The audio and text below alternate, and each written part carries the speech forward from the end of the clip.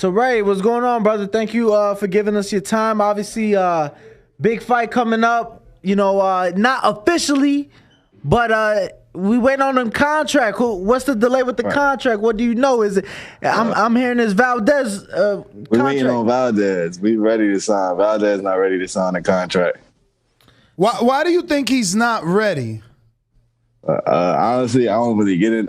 That's not part of my job, like the whole contract thing. I just know that Shakur ready to go, and he just waiting on Valdez to sign a contract.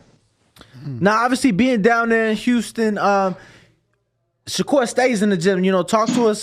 What have you seen out of Champ? You know, still ways away from April 30th, but we've seen him in the gym. Had his daughter. Keep working. Obviously, you guys are working. You know, talk to us about what these last couple months have been like since Shakur got out the ring. Since Shakur last fight, I think it was October 23rd, he had his daughter in December, but even before he had his daughter, I think just knowing that she was coming like, after the fight, he didn't take no break off from the gym. He just stayed in the gym, kept grinding.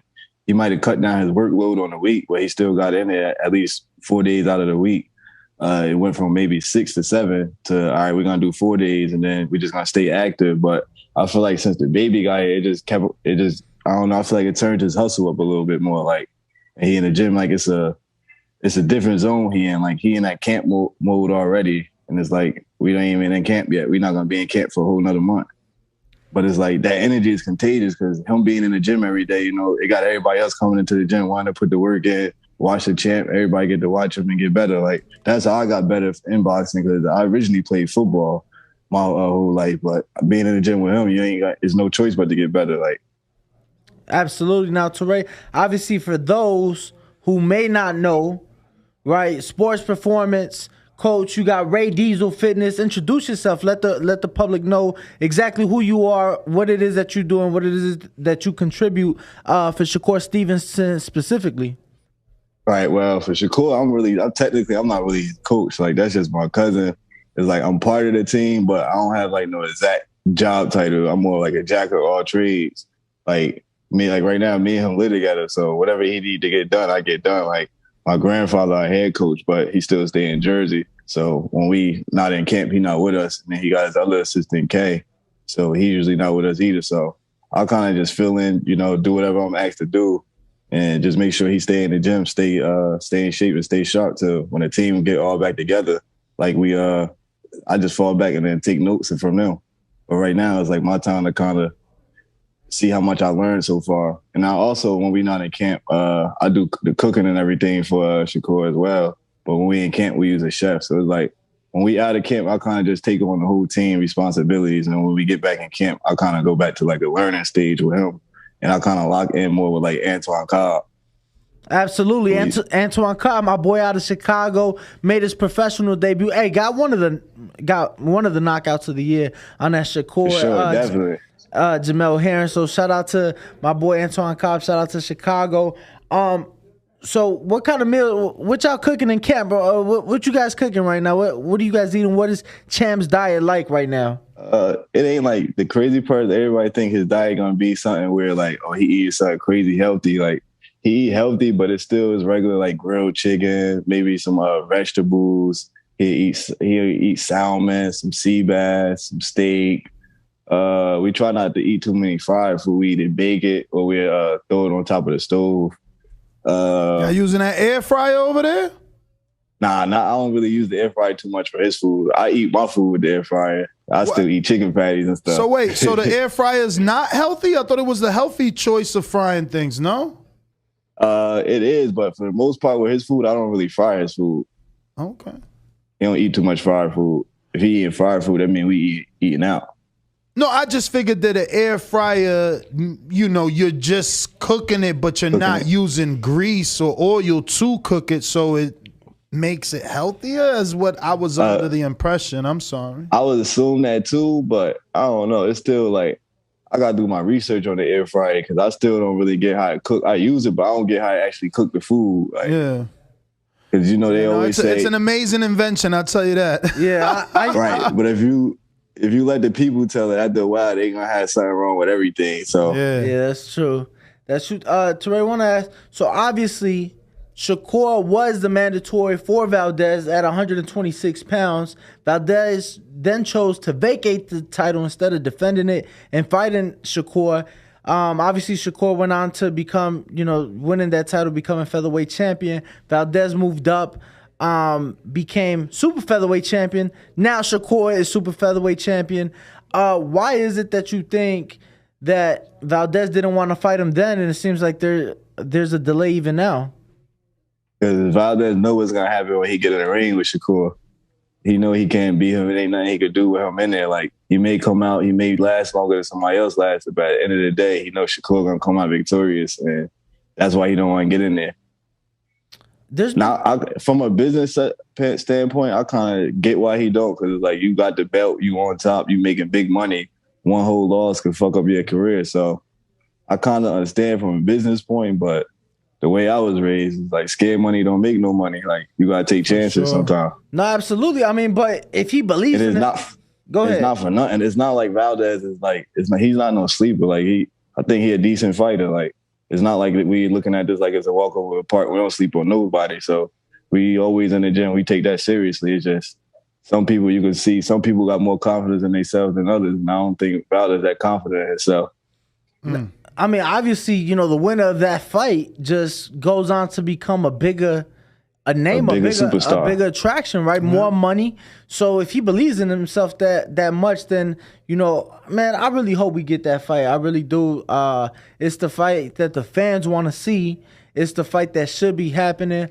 I want to ask, obviously, living with Shakur, what has his mentality been like? His attitude, his demeanor. Now that there is a potential date. It's being talked about April 30th, MGM Grand, Las Vegas, Nevada. What has Shakur been like since those, that news got out there? Well, honestly, Shakur been fighting since he was 5. So, like, I look at it like another fight to him, because he stay ready, so he don't got to get ready. He not one of them fighters, that's out partying, drinking, and all that all week. Like, he stay locked in the gym. If anything he do the most, it's the gym. So I feel like getting a date, it was just like, oh, all right, it's a chance for him to get back in the ring. But it wasn't like, oh, I got to get back in the gym, because he never left out the gym. He might just turn it up in the gym, but he a gym rat. He stay in the gym. He live there. Absolutely, absolutely. Have you seen, I mean, obviously you saying now he kind of feels like he has to turn it up a notch now that his daughter is here. What have you seen out of him to make you say that? Like, I'm sure there's certain things he says or maybe just changed a little bit, right? You have to when you become a father. What have you seen out of your cousin? Just, I feel like his whole demeanor changes. Like, he got mature, because you're not just here thinking or caring for yourself. Now you got to make your choices is based on somebody else as well. So I feel like he just matured in a sense where it's kind of hard to explain. It's just something like you could tell if you did. It's something you got to see for yourself. Absolutely. Before I let you go, just want to ask, talk to us about everybody else in the camp. You mentioned Antoine Cobb.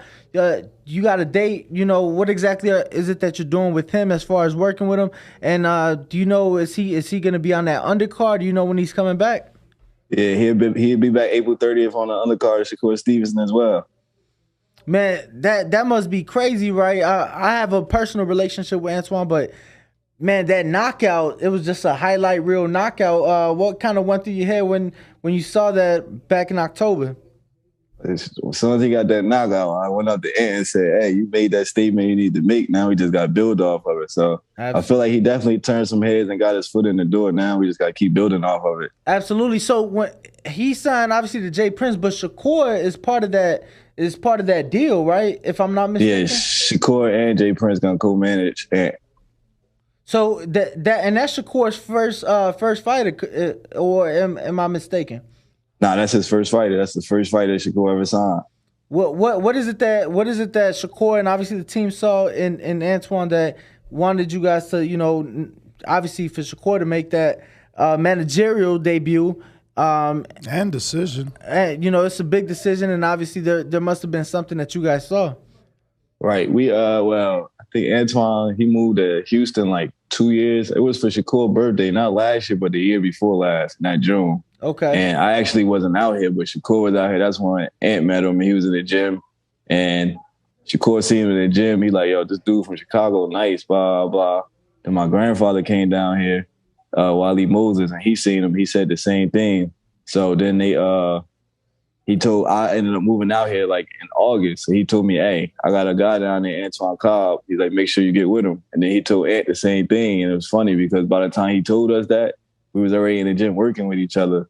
And we just, I don't know. It was like Ant felt like one of us. Like, you know, we from North New Jersey, he from Chicago. So it was kind of easy for us to relate. And then just me being in the gym with him and everything every day, his work ethic, he stayed hungry. He just wanted to get better. It was just like I told Shakur, and then Shakur seen everything for himself. So it was like a no-brainer. Like, why not? I think he came to our first camp when Shakur got ready for that fight in June against Jeremiah. We did camp in Colorado.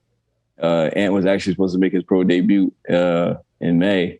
The fight date ended up getting canceled, whatever, but he stayed and finished camp out with us there just because he was already there. He's like, ain't no point in going home now. I'm going to get better here than being back at home. So he's finished camp out with us. And then we went out to the next camp to get ready for Jamel Herring, and Shakur brought Ant again. And then in the middle of camp, he let him know, like, yo, you about to be fighting on my undercard. You're going to make your pro debut. And then we got back to Houston. Next thing you know, they was getting the deal done. Man, that's amazing. I look at Ant like one of my brothers now. Man, because when I originally met Ant, he was like one of the first fighters that actually started working with me and believing in me. So that's why I feel like me and Ant bond a little different as well. Nah, I feel like we was both at the bottom trying to find our way in, and now I feel like we finally here. Nah, for sure, man. Shout out Antoine Cobb, and obviously. Let me ask real quick, Coach. Do you know if there is a rematch clause? Because I know with the Teofimo and Lomachenko, which both fighters are on, with Top Rank, and that was a Top Rank production. There was no rematch. Both these fighters now, both Shakur and Valdez, have belts. Is there a rematch clause? I'm not too sure. Like, I don't know none of the contract details. The only thing I know from a contract is the fight date. Got it. There seems to be a lot of concern, maybe even speculation from a lot of the fight fans and a lot of the public that, given the previous positive tests from Valdez, is there any concern on your guys' part? Obviously the proper measures you guys want to have in place. Is there any concern given that positive test last year? Well, as long as Valdez showed the Valdez camp like they showed the Shakur camp, we should be good because they done showed up quite a few times in one camp. So as long as they showing up the Valdez camp like they showed the I camp, then we good. All righty. Tarae, I really want to thank you. Go ahead. I was going to say that whole Canelo team over there cheating, man. All of them over there failing drug tests, and they keep making up excuses for them. Wait. Obviously that we just want a clean fight. We want to have a terrific fight, unification fight, April the 30th. Let's get those contracts signed. Tarae Stevenson, give your social media, bro. Obviously, you got your fitness going on for people in the Houston area. Your boxing training. Give your social media so people can keep up. I actually I had to make a new Instagram. My Instagram account actually got hacked. It was Ray Diesel. Now it's Real Ray Diesel. And then I also got my own merch where I do active wear, where we do like tracksuits, sweatsuits, dry fit t-shirts, shorts. I got the sports bras and the leggings and the women's booty shorts that they liked as well. And then like all Shakur fight, I do all Shakur Stevenson merch for his fight. So I have some new stuff coming out for him in April 30th. I'm actually gonna have something coming out in the first week of March for Shakur. Some new hoodies and t-shirts. Okay. I also got a apparel page is Ray Diesel Fitness. Y'all could go follow that as well. That's where I keep most of my updates at. And I also got a website. It's raydieselfitness.com. And that's where you can find everything on.